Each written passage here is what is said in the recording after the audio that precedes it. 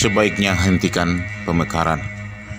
Saya pikir satu ide yang baik yang harus dimengerti oleh para elit politik.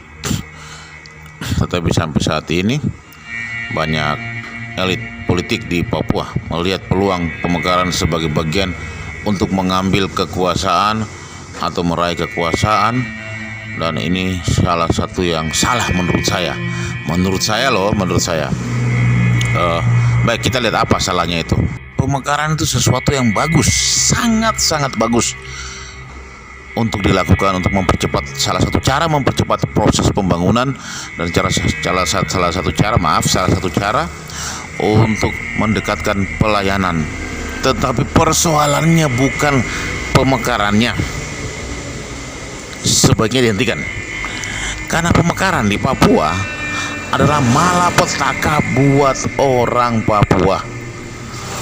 Kenapa saya bilang begitu? Ada alasannya. Tentunya kita tahu bahwa saudara-saudara kita, orang-orang Papua, belum siap menghadapi persaingan hidup. Itu yang pertama. Yang kedua, mereka masih bergantung kepada keberadaan alam. Yang selanjutnya, apa kita punya sumber daya? Kita punya sumber daya manusia untuk mengurusi pemerintahan ini. Ada banyak bukti. Beberapa kabupaten bahkan tidak punya PAD. Salah satu contoh. Jadi mari kita tolak itu pemekaran. Mari kita tolak pemekaran. Mari kita tolak ide-ide seperti itu. Tetapi kita awasi proses pembangunan ini, agar proses pembangunan ini bisa menyentuh kita. Jadi bukan pemekaran jawabannya. Dimekarkan sekali bagaimanapun juga, kalau inti permasalahan atau basic permasalahan tidak diselesaikan, maka nol telur bebek. Permasalahan di Papua ini adalah bagaimana membangun perubahan pola pikir, membangun perubahan pola hidup, membangun perubahan pola bertahan hidup dan maju. Ini tidak diselesaikan oleh berbagai macam Pemda. Ini bikin saya jengkel, bikin saya marah. Mari kita lihat contoh-contohnya. Kita lihat Kabupaten Sidoarjo. Saya mau tanya kepada saudara-saudara yang saat ini mendengarkan audio ini, Sidoarjo punya apa? Tidak punya apa-apa, malah sekarang dapat bencana. Ya, benar, lumpur lapindo. Tetapi bupatinya 10 tahun yang lalu, 15 tahun yang lalu membangun kekuatan ekonomi kerakyatan dengan membangun UKM produsen fashion. Sekarang siapa yang tidak kenal UKM di Sidoarjo, terutama di areal Tanggulangin? Mereka memproduksi sepatu, mereka memproduksi ikat pinggang, tas, kaos, dan segala macam yang berhubungan dengan fashion, termasuk sepatu. Itu yang penting, bukan pemekaran, bukan. Tapi bagaimana sumber daya manusianya dibangun dulu. Pemekaran itu satu hal yang sangat dibutuhkan ketika itu dibutuhkan. Tapi untuk Papua, pemekaran untuk apa? Untuk apa pemekaran? Iya, untuk kepentingan para elit, no problem. Itu kepentingan mereka. Tapi bagaimana dengan kepentingan masyarakat? Ini salah satu contoh. Dan kabupaten ini tidak membangun. Mereka senang-senang dengan dana alokasi umum, dana alokasi khusus, dana otsus, terutama ya dana otsus yang tidak pernah sampai ke orang Papua. Ini persoalan. Jadi orang asli Papua dan orang Papua tidak pernah merasakan apa yang namanya dana otsus. Dana otsus cuma dirasakan oleh para elit. Sekian, sampai ketika audio ini saya buat, semua program-program para calon bupati maupun pasangan calon tidak ada yang menyentuh bagaimana proses ini terjadi, bagaimana membangun keberadaan UKM masyarakat Papua dengan potensi yang luar biasa. Tidak ada satupun UKM yang terbangun. Ambil contoh daerah Sorong Selatan, daerah Kabupaten Teluk Bintuni, Sarmi, Bovendikul, Asmat, yang produksi kepitingnya luar biasa. Anda tahu nggak? Tidak ada satu orang asli Papua pun yang menjadi pengusaha kepiting yang bisa dagang antar daerah. Kenapa demikian? SDM-nya tidak terbangun. Tidak membangun SDM kok nyalon. Mendingan Anda mundur semua deh. Iya kan? Tapi ini jangan lupa, ini analisa dari orang bodoh ya, yang masih bisa salah. Saya mau kasih tahu bahwa saya tidak punya kepentingan apa-apa dalam narasi-narasi seperti ini. Cuma saya mau ingatkan kepada Anda bahwa kalau Anda tidak lakukan ini, 10 tahun ke depan yang namanya menjadi tuan di negeri sendiri adalah bullshit. Jangan berharap terlalu banyak. Harusnya kita ini sudah mendominasi saat pandemi COVID, ketika daerah-daerah yang lain sudah beristirahat, mereka tidak bekerja, tidak berproduksi. Kita lakukan itu. Jujur saja saya mau katakan bahwa temuan di lapangan selama 15 tahun terakhir ini, bahwa seluruh bupati bekerja untuk kelompoknya dan parpolnya yang membentuk kelompok oligarki. Apa kelompok oligarki? Adalah kelompok orang-orang yang mempengaruhi jalannya pemerintah, mendukung seseorang jadi dulu. Begitu seseorang jadi, maka seluruh proyek itu berasal dari ide-ide orang-orang tersebut. Sehingga saya katakan bahwa untuk menyentuh orang asli Papua ataupun orang Papua tidak akan pernah terjadi. Saya mau ulangi lagi bahwa kalau saya menyebut orang Papua adalah saudara-saudara pendatang yang sudah menetap di Papua dan menjadi warga Papua. Saya kira Anda paham itu ya. Oke.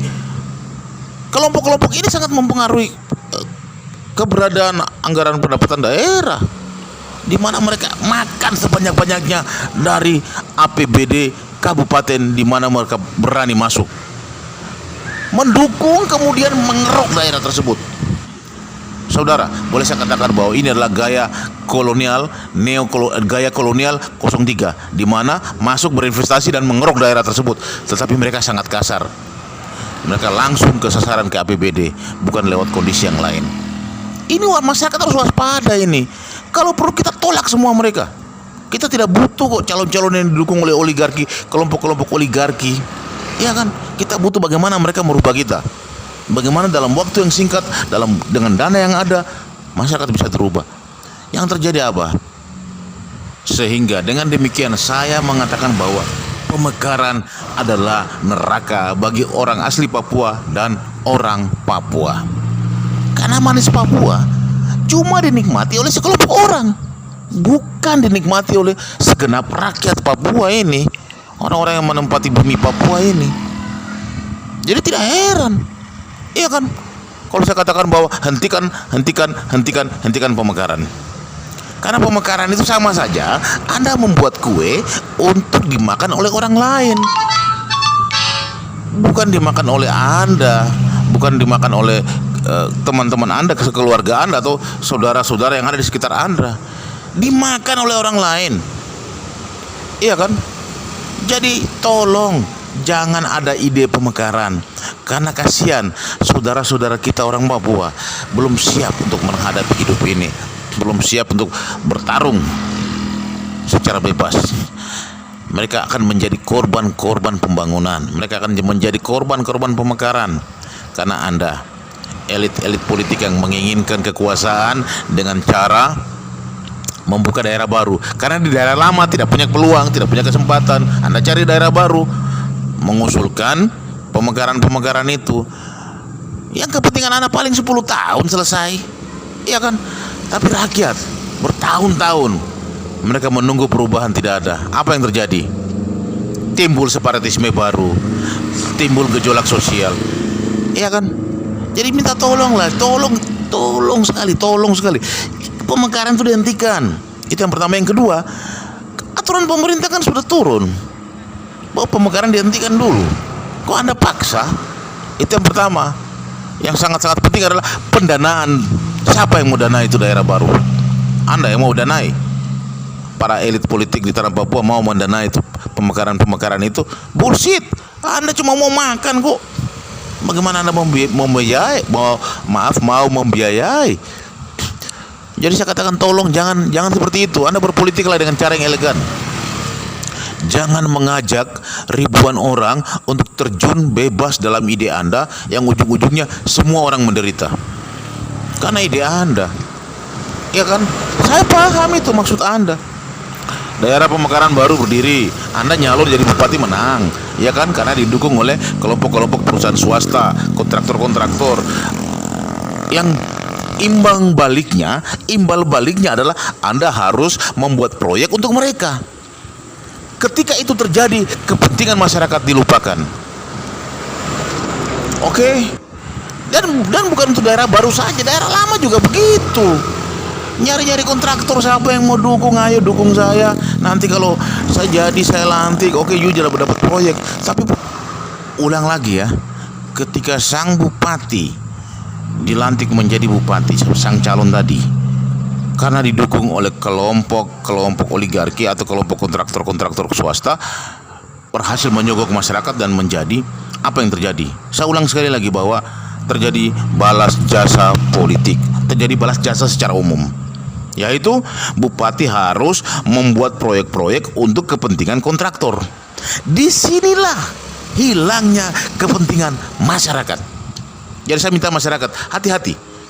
Kita berapa bulan lagi akan pilkada? Hati-hati.